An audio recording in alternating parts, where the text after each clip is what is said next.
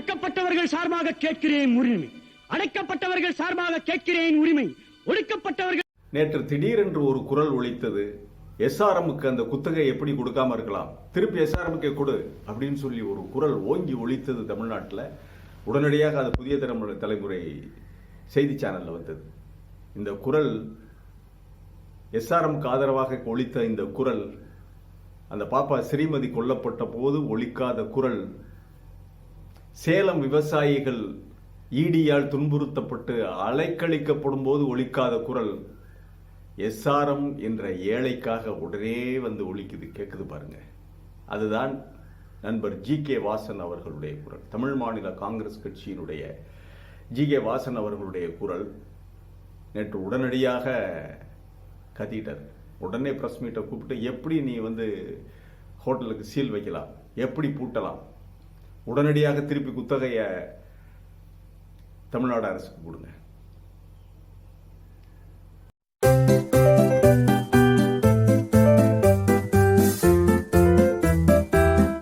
தமிழகத்தில் ஏழை எளியவர்கள் பாதிக்கப்படும் போதெல்லாம் ஒலிக்காத இந்த குரல் உடனடியாக ஒரு பணக்காரருக்கு, மிகப்பெரிய பணக்காரருக்கு, அவருக்காக உடனடியாக பொதுவெளிக்கு வந்து ஒலிக்குது. அந்த குரலோடு இன்னும் சேர்ந்து அண்ணாமலை, அன்புமணி ராமதாஸ் இவங்கெல்லாம் வீதிக்கு வந்திருக்கிறார்கள் போராடுவதற்கு. அதை தான் பார்க்க போறோம். இது வாய்ஸ் ஆஃப் தமிழ் வழங்கும் பேச்சுரிமை சேனலை சப்ஸ்கிரைப் பண்ணிட்டு மறக்காம பெல் பட்டனை அழுத்துங்கள். கமெண்ட் செய்யுங்கள், ஷேர் செய்யுங்கள், பிடித்திருந்தால் லைக் செய்யுங்கள். இந்த ஹோட்டல் என்பது திருச்சி காஜாமலை பகுதியில் 100 அறைகள் மற்றும் 8 காட்டேஜுகளோட தமிழ்நாடு அரசுக்கு சொந்தமாக இருந்தது. இதை எஸ்ஆர்எம் நிறுவனம் குத்தகைக்கு எடுத்து நடத்திக்கிட்டு இருக்காங்க. இது எப்போ நடத்துறாங்கன்னா, அதிலிருந்து தான் இவங்களுடைய பொதுவெளிக்கு வந்து இவங்க அலர்ன உடனே தான் இதெல்லாம் பிடிபடுது. எஸ்ஆர்எம் என்பவர் யார், யாருடைய பினாமியாக இருந்திருக்கிறார் என்ற உண்மையெல்லாம் இப்போ தானே வெளியே வருது. இந்த ஹோட்டல், திருச்சியில் இருக்கிற இந்த ஹோட்டல் 100 அறைகளோடு 8 வில்லா காட்டேஜுகளோடு இருக்கின்ற இந்த ஹோட்டல் 30 வருடங்களுக்கு முன்பு குத்தகைக்கு எடுக்கப்பட்டது. எஸ்ஆர்எம்க்கு குத்தகை கொடுத்தது தமிழ்நாடு அரசு. 30 வருடங்களுக்கு முன்பு ஆட்சியில் இருந்தது யாரு? 1993, இன்றைக்கு 2024. 1993 ஆட்சியில் இருந்தது யாரு? அதிமுக. சசிகலா, ஜெயலலிதா, சசிகலா இந்த ஹோட்டலை குத்தகைக்கு கொடுக்கிறார்கள். அப்போது எஸ்ஆர்எம் பெரிய பணக்காரரா? கிடையாது. பெரிய பணக்காரரா? இல்ல. ஒரே ஒரு இன்ஜினியரிங் கல்லூரியை பொத்தேரியில, காட்டாங்குளத்தூர்ல ஒரு இன்ஜினியரிங் கல்லூரியை மிக சாதாரணமாக கஷ்டப்பட்டு அதை கட்டி அப்பதான் லைசன்ஸ் வாங்கி நடத்திக்கிட்டு இருக்காரு. 1985 அந்த கல்லூரி கட்டப்பட்டு திறக்கப்பட்டது.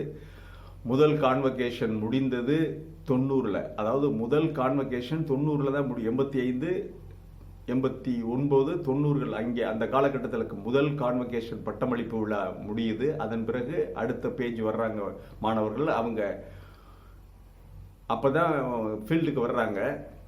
91 இவங்களுடைய ஆட்சி வருது. அப்போ ஒரு 2-3 வருஷத்துல ஒரு நெருக்கடியான காலகட்டத்தில், பண நெருக்கடியான காலகட்டத்தில் எப்படி இவங்க இவ்வளவு பெரிய கவர்மெண்ட் இதுக்கு வாடகை கட்டி இதையும் நடத்திக்கிட்டு கல்லூரியையும் இம்ப்ரூவ் பண்ண முடியும். 1991 85 அந்த காலகட்டத்திலிருந்து அவங்களுக்கு சிரமமான நேரம். அவங்க எப்ப வெளிப்படுறாங்கன்னா 1992க்கு பிறகுதான் இந்த மற்ற கல்லூரிகள் இதுகளுக்கான வேலையை ஸ்டார்ட் பண்ணி 97 தான் அவங்களுக்கு யூனிவர்சிட்டிக்கான அங்கீகாரம் கிடைக்குது. 97க்கு பிறகு இந்த டீம்டு யூனிவர்சிட்டி இந்த மாதிரி எல்லாம் மிகப்பெரிய அளவில் பூம் ஆகி வந்தது அவங்க அப்பதான். ஸோ அப்படி அந்த காலகட்டத்தில் இவர்களுக்கு ஹோட்டல் நடத்துகிற எண்ணம் இருக்குமா, இல்ல கல்லூரியை இம்ப்ரூவ் செய்கின்ற எண்ணம் இருக்குமா? அப்படியானால் என்ன நடந்தது என்றால், எஸ்ஆர்எம் நிறுவனம் ஒரு பினாமியாக, சசிகலாவுடைய பினாமியாக இருந்திருக்கிறது. எஸ்ஆர்எம் சசிகலா அவங்களுக்கு லைசன்ஸ் கொடுத்துட்டு அவங்க நடத்திருக்காங்க. அவங்க பேர்ல லைசன்ஸ், ஏன்னா ஒரு நிறுவனம் கல்லூரி வச்சிருக்கவங்க பேர்ல கொடுத்தா இவங்க சாதாரணமா வழியில போறவனுக்கெல்லாம் கொடுக்க முடியாதுல்ல. ஏதோ ஒரு டீலிங், ஏதோ ஒரு ஒப்பந்தம், இந்த ஒப்பந்தத்தின் அடிப்படையில் அவர்களுக்கு அவர்கள் பெயரில் ஹோட்டலை நடத்தியது யார்? சசிகலாவா, எஸ்ஆர்எம்மா? அதே காலகட்டத்தில் தான் 93 காலகட்டத்தில் அக்ரி கிருஷ்ணமூர்த்தி, தோட்டக்கலை கிருஷ்ணமூர்த்திக்கு சென்னையிலே அந்த டிரைவின் உட்லண்ட்ஸுக்கு அதோட ஒட்டி இருக்கின்ற பல ஏக்கர் நிலம் குத்தகை கொடுக்குறாங்க ஜே சசிகலா ஆட்சி காலத்தில். அதே 93 காலகட்டத்தில் அதன் பிறகு அவர் தன்னுடைய நிலம்னு சொல்லி அதை என்னென்ன செய்யணுமோ அதெல்லாம் பண்ண உடனே கலைஞர் ஆட்சி காலத்தில், கலைஞருடைய கடைசி ஆட்சி காலத்தில் சட்ட போராட்டம் நடத்தி அந்த இடத்தை மீட்டு இப்பொழுது செம்மொழி பூங்கா மக்களுக்கான பூங்காவாக திறக்கப்பட்டிருக்கிறது. அதே காலகட்டத்தில் 30 வருடத்துக்கு முன்பு கொடுக்கப்பட்டது, குத்தகை கொடுக்கப்பட்டதான் இது. அப்ப இது ரெண்டும் யாருடைய பினாமி? இதற்காகத்தான் ஐயா வாசன் அவர்கள் பொதுவெளியிலே வந்து உடனடியாக குத்தகை திருப்பி கொடு அப்படின்னு சொல்றாரு. ஒரு அரசு குத்தகை கொடுத்திருக்குது 30 வருடத்துக்கு முன்பு. இப்பொழுது உள்ள நிலைமைக்கு ஏற்ப, இப்பொழுது உள்ள மக்கள் தொகை, இப்போது ஹோட்டல் பிசினஸ் மிகப்பெரிய அளவில் இருக்கும். அதற்காக அரசு ஓரளவு தொகையை, மிகப்பெரிய கட்டணத்தை நிர்ணயம் செய்திருக்கலாம். அல்லது ஒரு காம்படிட்டர், இன்னொரு போட்டியாளர், ஹோட்டல் நடத்துகின்ற இன்னொரு சர்வதேச அளவிலே புகழ்பெற்றவர்கள், அவங்க வந்து கேட்டிருக்கலாம், மிகப்பெரிய தொகைக்கு மாதம் இவ்வளவு தர்றா, இல்லை லீஸ் தொகை பல கோடி ரூபாயை தருகிறோம் என்று அவர்கள் சொல்லியிருக்கலாம். தமிழக அரசுக்கு பல்வேறு மக்கள் நல திட்டங்களுக்கு பணம் தேவைப்படுகிறது, சரி அப்படின்னு சொல்லி வேற பக்கம் கொடுக்கறதுக்காக சொல்லலாம். குத்தகைக்கு கொடுப்பது என்பது ஒரு அரசினுடைய விருப்பம். அது பிரைவேட்டா இருந்தாலும் சரி, அரசாக இருந்தாலும் சரி, என்னுடைய நிலத்தை நான் குத்தகை கொடுக்கிறது என்னுடைய விருப்பம். எனக்கு தான் நீ குத்தகை கொடுக்கணும்னு சொல்லி நீ வலியுறுத்த முடியாது. எப்பொழுது வலியுறுத்தலாம் அரசை? இவர் என்ன அநாத விடுதி நடத்துறாரா? இல்ல இலவச பள்ளி நடத்துறாரா? இல்ல இலவசமாக முதியோர் இல்லம் நடத்துகிறார்களா? இல்லையே. மக்களுக்காக நான் ஒரு 5000 அனாதை குழந்தைகளை வைத்து நடத்தி கொண்டிருக்கிறேன். அவங்களுக்கெல்லாம் சாப்பாடு எல்லாம் எங்கே போய் தங்குவோம், நாங்கள் எங்களை இப்படி விரட்டினீங்கன்னா தயவு செய்து எங்களுக்கு கொடுத்துருங்க அப்படின்னு சொல்லி கேட்கலாம். அதில் ஒரு நியாயம், தர்மம் இருக்கிறது. இல்லை ஒரு முதியோர் இல்லம் நடத்தினால் அதை கேட்கலாம், நியாயம், தர்மம் இருக்கிறது. இல்லை ஒரு இலவச கல்லூரி நடத்தினா கேட்கலாம், நியாயம், தர்மம் இருக்கிறது. எதுவுமே இல்லை. நீ ஹோட்டல் நடத்தி நல்ல பணம் சில்லறை பார்க்கின்ற ஒரு நிறுவனத்திற்காக இவர்கள் பேசுகிறார்கள் என்றால் இவர்களுடைய அரசியல் யோக்கியதையை என்னவென்பது? ஜூன் 5ஆம் தேதியோடு அந்த குத்தகை ஒப்பந்தம் முடிந்து விட்டது. மரியாதையாக போய்விட வேண்டியதுதானே. இதுல இவங்க கால அவகாசம் எதுக்குன்னா, மறுபடியும் பாரதிய ஜனதா கட்சி வந்து விட்டது. இப்ப மறுபடியும் பாரதிய ஜனதா கட்சியிலிருந்து பேரம் பேசுவாங்க.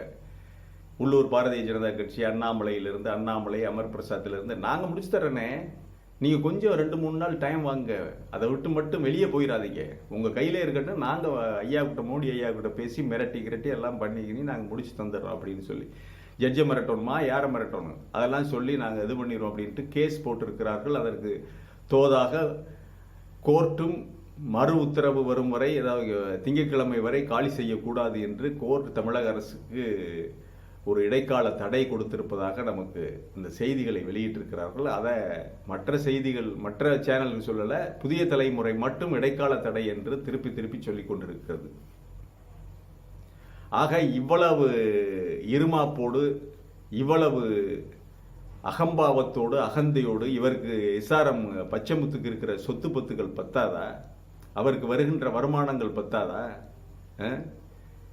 அரசுகிட்ட இருந்து ஒரு நேர்மையாக, நியாயமாக நீ அரசு கொடுத்தால் அதை திருப்பி கொடுக்கணுங்கிற எண்ணம் இல்லாதவரெல்லாம், அரசு கேட்கும் போது குத்தகை காலம் முடிந்து விட்டால் ஜென்டில்மேனாக கொடுத்து விட்டு திரும்பி போக வேண்டும் என்ற எண்ணம் இல்லாதவரெல்லாம் எப்படி பாராளுமன்றத்தில் பணியாற்றினார், எப்படி மீண்டும் வெற்றி பெற்று போனார், எப்படி மக்களுக்காக செயல்படுவார், மக்களுக்கான ஒரு பிரதிநிதியாக இருப்பார் என்ற கேள்வியெல்லாம் நமக்கு வருதில்லை.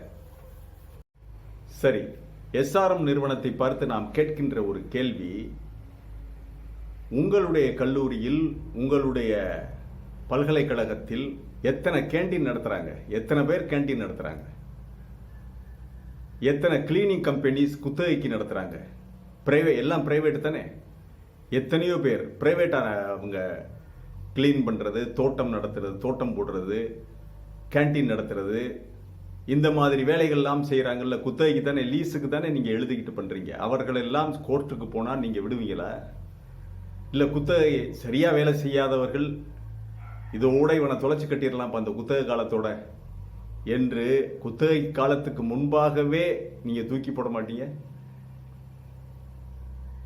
உங்க கல்லூரியில, உங்களுடைய பல்கலைக்கழகங்களில் குத்தகைக்கு இருக்கின்ற கிளீனிங் கம்பெனி, தோட்டம் செய்கின்ற கம்பெனி, மெயின்டெனன்ஸ் கம்பெனி, கேண்டீன் நடத்துகின்ற கம்பெனி, இவர்களெல்லாம் குத்தகை காலம் முடிந்ததற்கு பிறகு கோர்ட்டுக்கு போனால் நீங்க விடுவீங்களா?